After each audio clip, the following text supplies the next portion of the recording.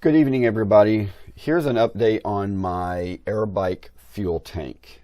The reason I'm doing this update is because it's actually installed in the aircraft, ready for fuel now. So I made a lot of progress. Many have asked why I had to do the shape that I did, and it's to fit in the nose of the airplane through the opening on the fuselage. This holds 3.98 gallons, which is pretty close to 4, but 5 is the max for an ultralight, so I'm pretty happy. The reason I use 6061 is because I've just found it's really easy to machine and make parts out of. It was extremely easy to TIG weld once I did some practicing.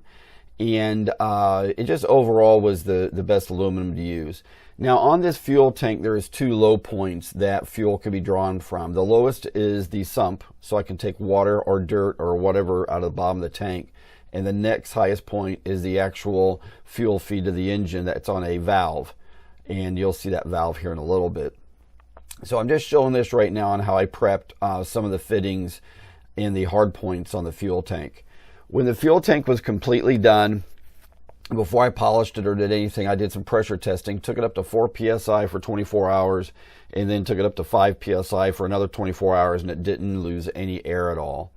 The clear tube you see on the end is my fuel gauge. It shows how much fuel's in the tank.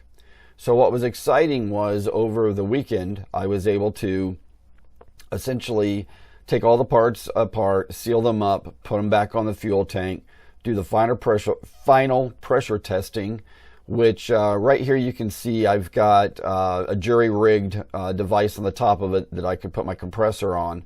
And then you'll see here in a minute on the bottom my pressure gauge.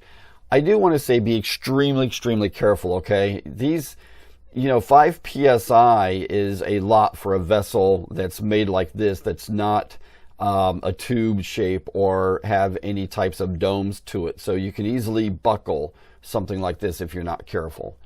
So it's in the aircraft now. It is basically ready for fuel. And I've got the engine mounted, I've got the exhaust, and I'll do an update on those in a little bit.